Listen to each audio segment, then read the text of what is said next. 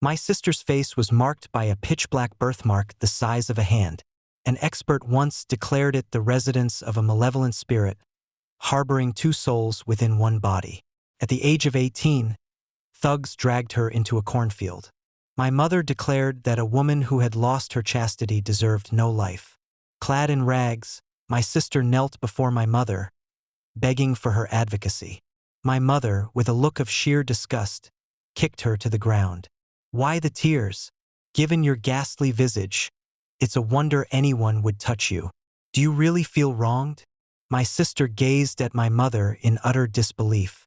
Though my mother's usual approach was to berate or strike her, my sister had, undeniably, emerged from her own womb. My sister had never grasped how little our mother valued her innocence. At her most desperate, my mother's tone shifted ominously. A woman's virtue is her greatest asset. You've been dishonored, and there's no dignity in living any longer. Don't bring disgrace upon our threshold. I stood by, powerless, as the light in my sister's eyes was extinguished. Prostrate at my mother's feet, she pleaded for her life, desperate not to die, even if survival meant living like a dog.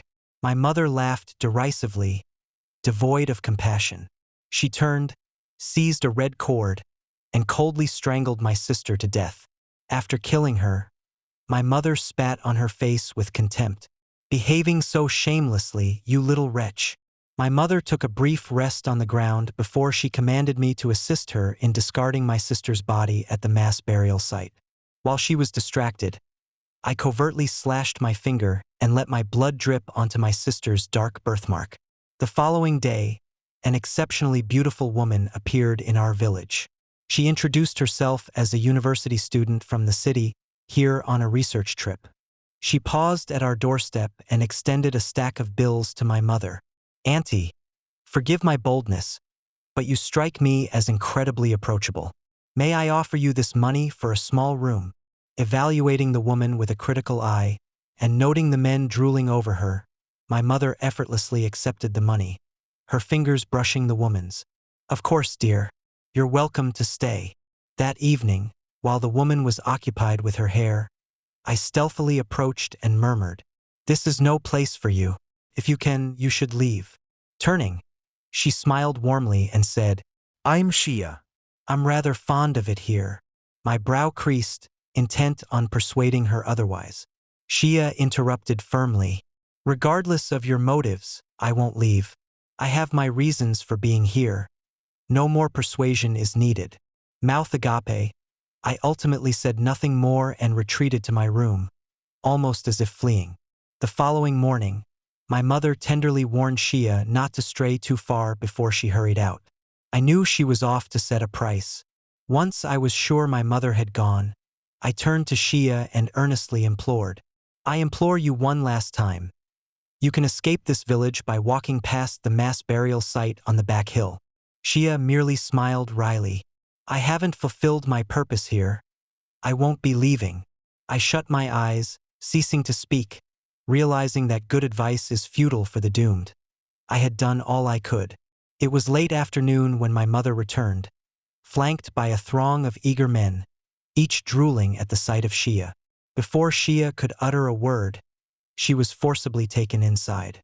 The sounds that followed were so harrowing I had to cover my ears, unable to endure any more. My mother, noticing my dismay, kicked me to the ground. "Can't stomach it?" Taking pity on her.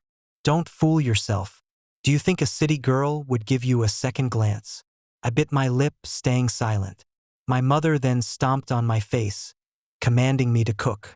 I rose, my steps unsteady, and made my way to the kitchen. The men tormented her until midnight before they finally departed. By the time they left, my mother was asleep. I had kept some food aside for Shia, and when I served it to her, her expression bore no hint of sorrow. She only stared back at me, her laugh sinister and unsettling. It was so eerie that my hands trembled, nearly causing me to drop the bowl. The following day, Shia confided to my mother that she had accepted her fate, given her current plight and the impossibility of escape. She agreed to stay and earn money for my mother, on the condition that she was treated with respect. My mother was immediately pleased, remarking that resignation was preferable to desperation. Shia's beauty and her almost otherworldly aura had the village men completely under her spell. They sought any pretext to visit our home. Counting her money with glee daily, my mother instructed me earnestly to cater to Shia's needs, hinting that once Shia's allure faded, she would be given to me in marriage. I bowed my head, too intimidated to respond. Shia rarely ventured outside.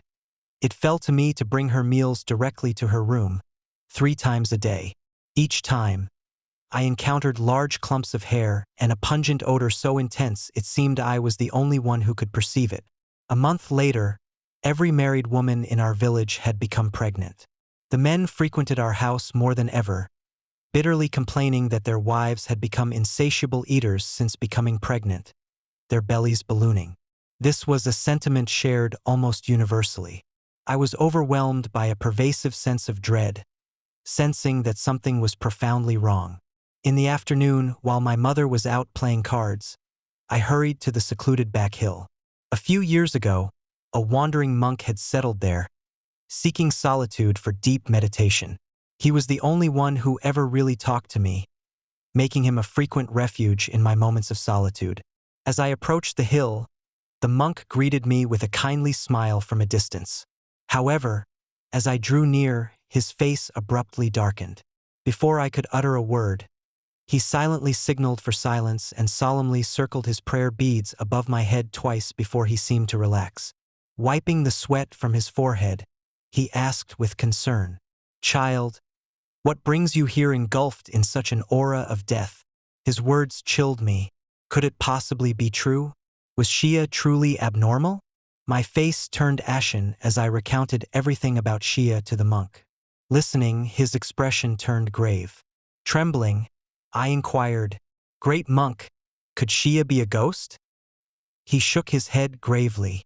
"No, not a ghost. What you describe sounds more like a jongsher, a living corpse. That complicates things. What's a jongsher? It's someone who has died, yet their corpse continues to animate." Silence fell between us. After a long pause, the monk finally posed the question, "Did you come seeking my help to rid us of this living corpse?" I hesitated briefly before firmly shaking my head. "No, I seek only to protect myself." The monk sighed and remarked, "The world teems with activity, and every cause will see its effect. The villagers have sown seeds of malice, and they must now face the dire consequences. But you, I know your heart is pure, and you would never partake in such misdeeds." He then handed me 2 talisman papers. With a penetrating gaze, he instructed, "Affix one of these talismans to your doorframe and keep the other with you always. That entity will then be powerless to harm you. Remember, always keep it close." I pocketed the talismans and nodded determinedly. "I understand." Upon my return, Shia was poised against the doorframe. Her beauty intensified. Her skin was icy, clear, and radiant like polished jade, noticeably more striking than when we first met. Shia offered me a smile. Aware now that she was a living corpse, a cold fear gripped me, preventing me from meeting her gaze. Shia, indifferent to my thoughts, moved swiftly towards me. Yet, she abruptly halted about 2 steps away, frowning and looking troubled. "What is that on you?" I touched the monk's yellow talisman in my pocket, which calmed my nerves slightly. I remained silent. Shia seemed about to press the issue, but just then my mother arrived. In a hushed tone meant for only the 2 of us, Shia said, "Don't trust everyone. I won't hurt you. Everyone here deserves to meet their end. Yet I want you to survive." Her words jolted me into silence. Caught in my confusion, my mother swiftly approached and kicked me to the ground. "Can't you stay out of trouble even when I'm away? Born a lowlife, are you even worthy?" Huddled up, I endured her assaults until she grew weary. Then I dragged myself back to my room. The following morning, I was roused by a clamor. No sooner had I stepped out than I heard murmurs of a mishap. The tale unfolded with Chao Daju's wife consuming a pig, followed by Chao Daju murdering her in response. This revelation shocked me, prompting me to interject. Isn't Chao Daju's wife still carrying their child? To murder her over some pork seems extreme, doesn't it? The person responded, visibly shaken. Chao Daju's wife, pregnant and cherished by the family, wouldn't normally provoke worry over mere pork. Had she consumed even the entirety of it, Chao would likely have overlooked it. Yet she consumed a living pig. Imagine her, under the cloak of night, sneaking into the pig pen, seizing a month-old piglet, and shoving it alive into her mouth. Such sinister acts. Eating live creatures. The horror of the thought made my skin crawl and my body tremble uncontrollably. Before her pregnancy, Chao Daju's wife was a sharp and sensible woman. But something about her had unsettlingly shifted afterward. Could there actually be something amiss with her pregnancy? Uncle Chi's concern deepened with every detail, his brow furrowing tighter. He finally broke the tense silence with a cough, asking, "Has there been an unusual increase in pregnancies in the village lately, and are they unusually ravenous?" His words were like a bomb tossed into tranquil waters, sparking panic among the villagers, and indeed they were right. Uncle Chi, with a grave expression, declared, "This is far from normal. A malevolent presence may have infiltrated our village." Glancing unintentionally towards my home, he continued, "I'm off to the city to consult with a sage. Everyone should stick together in my absence. Don't stray alone until I return." With that, Uncle Chi left, and a palpable dread settled among the remaining villagers. Taking advantage of the distraction, I dashed home unnoticed. Upon arrival, I found Shia combing her hair, scalp flaking off in thick patches. Her face was speckled with necrotic blotches. Suppressing my dread, I stammered out to Shia, "You need to flee, they've begun to suspect you. Uncle Chi is seeking help. If you don't leave now, it might be too late." Hearing this, Shia dropped her comb and offered a ghastly smile. As she grinned, pieces of her skin peeled away, and I recoiled in disgust. Shia replied firmly, "I can't leave. Haven't I told you? My purpose here isn't yet fulfilled. How could I possibly depart?" I responded in distress, "The sage will arrive soon, and you'll have no way out. If you are truly gone, how will you achieve your purpose?" Yet, Shia maintained her smile. "Who says a dead end isn't also a beginning?" It was evening by the time the sage arrived. A middle-aged man in his 40s or 50s, he asked us to address him as Uncle Yao. Upon his arrival, Uncle Yao glanced over the pregnant women in the village. His expression quickly darkened, as if clouds were gathering. "They are all corpse fetuses." Corpse fetuses? A voice in the crowd stumbled over the words, "Master, what are corpse fetuses?" Uncle Yao sighed deeply. "These are the offspring of corpse worms that enter the stomach, sustained by malevolent energy. Eventually, they consume their mothers." Upon hearing about the consuming of mothers, the crowd erupted into a frenzy. "Uncle Yao, does that mean my wife will die? Could you perhaps devise a remedy? Marrying a wife isn't cheap, you know." The chatter among the villagers was frenzied, all lamenting the money spent on their wives and the potential loss. Uncle Yao's brow furrowed deeper, and with a forceful shout, he proclaimed, "Quiet! There is a way to cure this." The tumultuous crowd hushed. Uncle Yao continued, "We must burn the source of the corpse worms, the living corpse itself.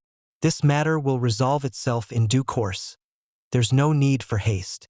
Uncle Yao spoke, and without waiting for a guide, strode directly towards my home. At that moment, Shia was poised elegantly against my doorway, her hair flowing as she combed. Her appearance was a stark contrast to the decay I had seen earlier in the day. Now she was nothing short of radiant, captivating, with a smile that seemed to enchant the whole city. Despite the men knowing full well that Shia was no more than a corpse, they couldn't resist admiring her beauty. Uncle Yao cleared his throat sharply, bringing everyone back to the moment. He studied Shia with a frown and questioned, "Why do you, a living corpse, continue to dwell here, committing such vile acts against humanity?" Shia smiled softly, her voice smooth as silk. "One should not levy charges without foundation. Whether I have harmed anyone is uncertain, and I have committed no sins against nature. However, the guilt of those behind you is not so clear." Uncle Yao snorted dismissively. "You continue to defend yourself? If there is no wrongdoing, why then are the village women carrying corpse fetuses?" At Uncle Yao's words, Xia laughed heartily. "Knowing they bear corpse fetuses, how can you be oblivious to the cause of such a condition? Do you think such a thing could be coerced?" Xia's laughter faded as Uncle Yao's expression turned grave, and he said through clenched teeth, "Regardless, your existence defies the natural order. You have died, yet you persist among the living, which is wrongful in itself." Xia maintained her composed smile and said, "You exhibit such fair and insightful judgment. What do you plan to do with me? Proceed as you wish. I shall not resist." Uncle Yao eyed Xia warily, clearly doubtful of her assurances. Yet, when he commanded her restraint, Xia showed no opposition. This somewhat swayed Uncle Yao. He procured copious amounts of peach wood, acclaimed for its evil-repelling properties, declaring it most fitting for burning Xia. Throughout the entire event, Xia's expression was one of amusement. Her face bore nothing but smiles.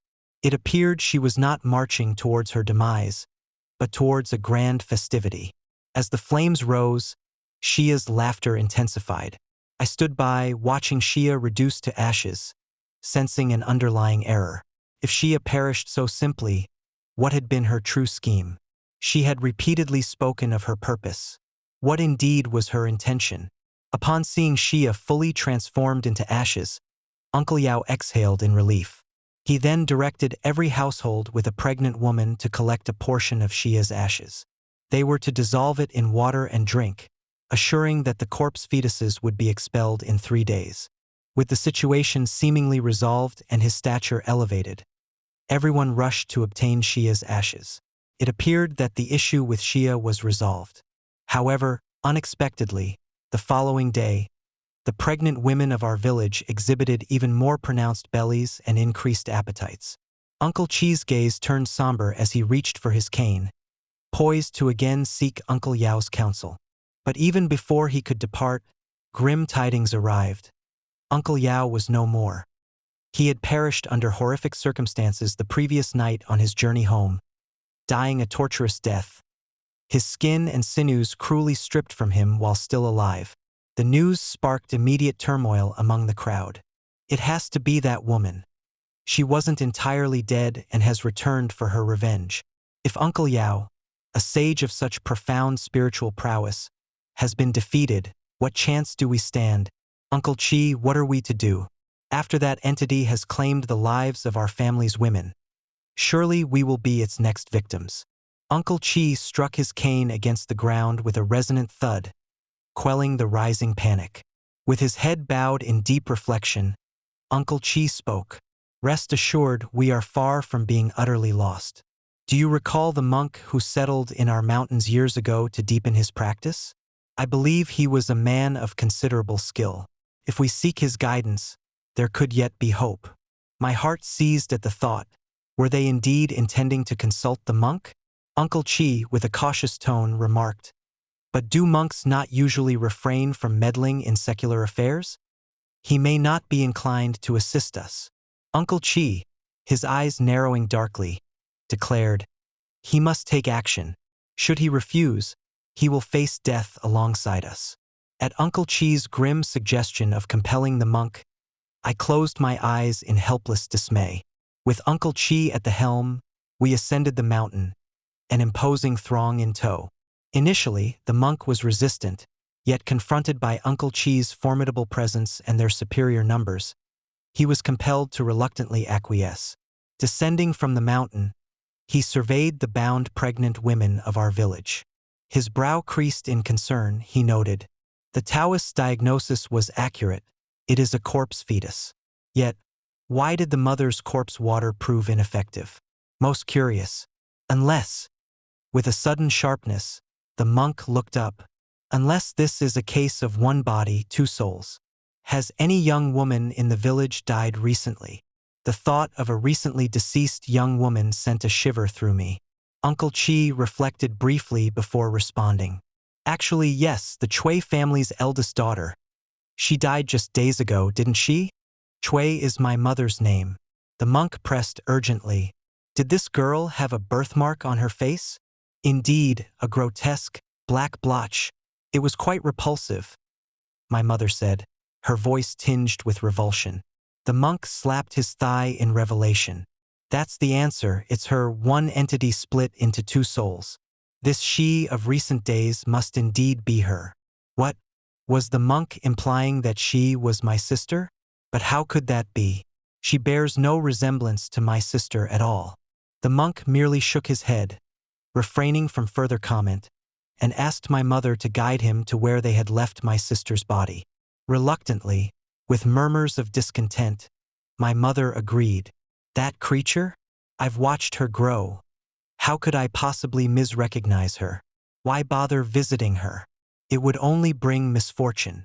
Seeing my mother's reluctance, the monk's brow furrowed, and he sharply reprimanded. Do you want to die? Do you want to doom us all? My mother, usually quick to bully the timid yet cower before the stern, took the monk's ire as a serious warning and procrastinated no longer. She led the group toward the disordered gravesite. My sister's body was just as it had been left, untouched and undisturbed. Spurred by the sight, my mother began bitterly. Isn't this worthless body right where we left it? How could it be someone else? But as she neared my sister, her complaints stopped abruptly. Close up, despite the heat of midsummer, there was no trace of decay on my sister's form. Instead, her skin was eerily flushed and radiant. Most chillingly, the birthmark once prominent on her face had disappeared. It gleamed with an unsettling brightness. Panicked, my mother shrieked, "What is this madness? What's changed? What happened to her birthmark?" The monk knelt beside my sister and let out a weary sigh. One soul has been lost. That explains why the corpse water failed and even exacerbated things. The person with the corpse fetus consumed a sinister spirit. It was purposely done to accelerate the fetus's maturation. Indeed, it turns out that she was my sister. It makes sense now why she insisted she would not harm me. But her cryptic warning that not everyone could be trusted, what was she implying? Subsequently, the monk distributed yellow talismans to each of us. Upon returning, affix this talisman to your wives' foreheads. It will curb the malevolent influence within them for the time being. By noon tomorrow, after I encase this body in a peachwood coffin, we can consider this matter closed. Relieved that the nightmare would end by noon the next day, the crowd expressed their heartfelt thanks to the monk, a stark contrast to their earlier skepticism. As the crowd thinned, I approached the monk, a sense of unease lingering. Looking up earnestly, I asked, "Monk, was she truly my sister?" He confirmed with a solemn nod. How did my sister become so formidable after her death, threatening the entire village? He sighed deeply, his expression grave. She was the architect of her own doom, inherently a dual-souled being, destined for calamity. Their actions, engaging with her spirit in forced metaphysical communion, inadvertently enhanced her powers. Pensively, I considered his words. Are you saying that the frequent visits by men to our house contributed to my sister's overwhelming power? The monk folded his hands in a gesture of affirmation and nodded. The interplay of yin and yang underpins the essence of all existence. In the twilight hours, I concocted a soothing soup for my mother, who retired unusually early after drinking it. I then sifted through our possessions to unearth one of her most exquisite dresses. Choosing the busiest time, I ventured out. When queried about my errand, I openly declared that I intended to adorn my sister in a beautiful dress for her dignified departure the next day. Drawn by the prospect of drama, a considerable crowd followed me. Arriving at the disordered gravesite, the gathering swelled to over 100 men, each harboring different motives. Despite having seen my sister just this morning, the sight of her again struck a deep, ineffable chord within me. She radiated a devastating beauty. I noted the men accompanying me eyeing my sister with a predatory intensity, their gazes green with envy and desire. Yet, Given my sister's status among the departed, none dared make a move. A push was necessary. Feigning frailty, I implored, "Could you assist in changing my sister's attire? I simply cannot bear to." Their initial reluctance melted under the weight of my continued entreaties. They consented, and as I had foreseen, what followed was a vile and revolting debauchery. With the first light of dawn nearing, we collectively pledged to seal our lips about the night's horrors. After the crowd had dispersed, I discreetly sliced open my wrist and allowed my sister to drink from me. Bending close, I whispered into her ear, "Sister, be at peace. There's such a thing as karma in this world. They truly deserve their end." The next day, the monk diligently arranged a peach wood coffin for my sister. He secured it with stout peach wood nails. The task was executed flawlessly. With my sister finally interred, the monk sighed in relief, mopping the sweat from his brow. "It's settled. She's entirely sealed away. No harm can come from her now. The afflictions troubling your wives will diminish by tomorrow." Upon hearing the reassuring news, jubilation swept through the onlookers. Only my mother stood apart, murmuring discontentedly, "Why all this ceremony just to seal her? Why not end her entirely and scatter her spirit?" The monk responded with a cold snort, "Regardless of your feelings, she is your daughter. One should show mercy when possible. Wishing her spirit eternal torment is unnecessarily vindictive." Taken aback by the monk's reprimand, my mother's face cycled through shades of white and red, but she held her tongue. Indeed, my mother has always had a knack for dominating the weak but recoiling before the strong. As I made to leave, the monk halted me. He escorted me up the mountain. Silently, he fixed me with a penetrating gaze. I sensed what the monk might wish to discuss, but in his silence, I felt no urgency to reveal my thoughts unbidden. After a long, pensive silence, he sighed deeply. "You've always been sharp and keen to learn, often seeking my guidance. Over the years, I've imparted to you the principles of yin and yang. Child, tell me, was it you who unleashed your sister's spirit? Such a spirit cannot free itself without intervention." Unflinching, I met the monk's steady gaze and confessed, "Yes, you once explained that the blood of a virgin boy is potent sustenance for malevolent spirits and the undead. When we abandoned my sister at the chaotic burial site, I seized a moment when my mother was distracted and let drops of my blood fall on my sister's face. I broke her seal, though I truly had not realized that she was indeed my sister." The monk let out another heavy sigh and inquired, "Why did you feel compelled to do this?" Drawing a deep breath, I replied, "Monk, remember how you often spoke of karma, insisting on the necessity of cause and effect. My sister and I have endured lives akin to those of stray dogs. I still don't understand what sins we committed to deserve such misery. Was it my sister's fault that she was violated? She was denied the justice she deserved, and instead my mother strangled her to death. Monk, if I had not acted, who would have ensured justice for us? Who would have corrected our plight?" The monk sighed profoundly. "Still, your actions defied the cosmic order, which should never have been. Thankfully, it didn't spiral into greater turmoil. After enduring such prolonged fear, they've faced their just retribution. Let's let this chapter close." I nodded submissively, though inwardly, I derided the notion. Could the brutal ending of a life really be offset by mere days of fright? How can we simply move past this? How could it ever be considered resolved? When I arrived home, my mother was burning my sister's worn-out garments, spewing curses about misfortune and haunting spirits. I confronted her directly.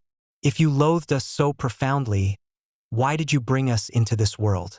If you dislike children, why did you choose to have any?"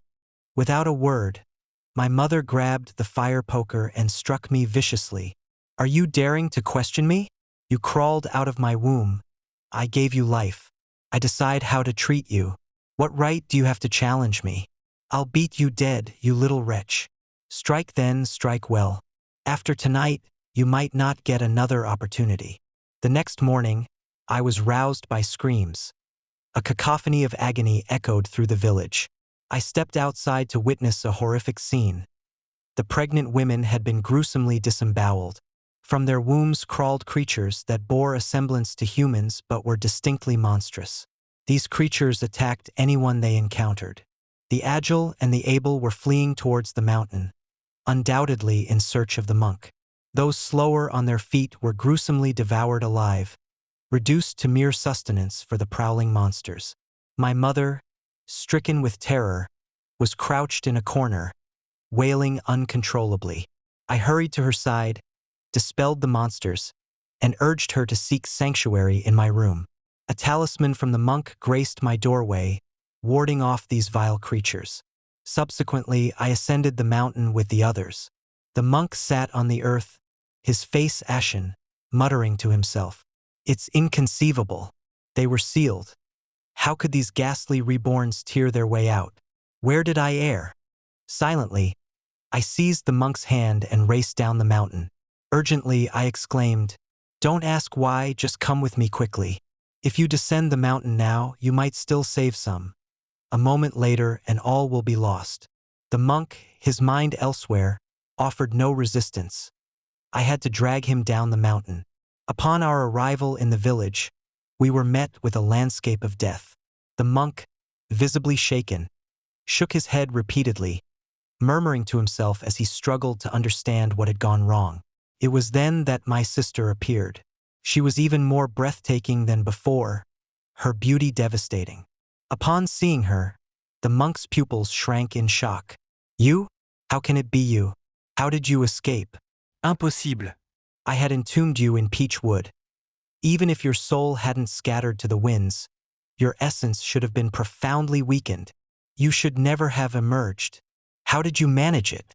Ignoring the monk, my sister looked towards me with a tenderness that softened her features, querying softly, "Why did you bring him down?" I met her gaze, my expression clouding over, and whispered, "His presence is a lingering worry. Let's resolve this once and for all." At this, the monk's realization was sudden. "Is it you?" I nodded. "Yes, it's me. My sister died unjustly, and I've lived like a wretch. Do you honestly believe a few days of terror suffice for them?" "No, monk, it's hardly enough." He looked at me, astonishment and doubt mingling on his face. "I've always seen you as pure-hearted. How could it be that, after all these years, I've never truly seen you?" I laughed bitterly. Pure-hearted? How could I possibly be pure-hearted?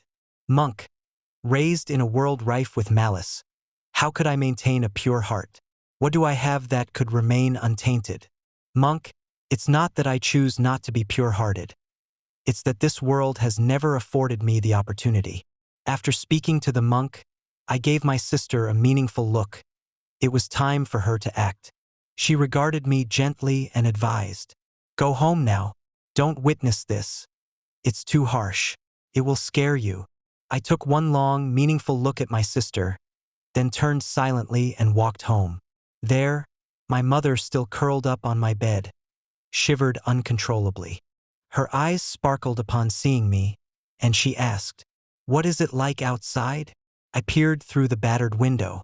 "It's nearly finished. Soon, everything will be resolved." Shortly after, my sister entered, staggering. Her visage distorted, drenched in blood. She seemed frail. Could even ghosts bleed? My mother stared, wide-eyed and shocked. Is it really you?" With a grimace of pain and determination, my sister said through clenched teeth, "Mother, do you not recognize me?"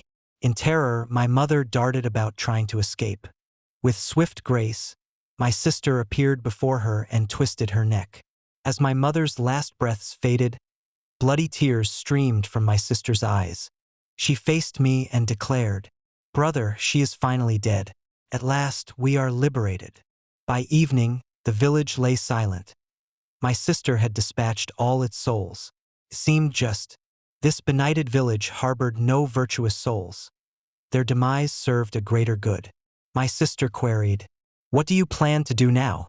Gazing into the distance, I articulated, "I wish to leave this place, to venture into the broader world. I yearn for a fresh start, to live as true humans do. Following a reflective pause, my sister questioned, "Will you go?"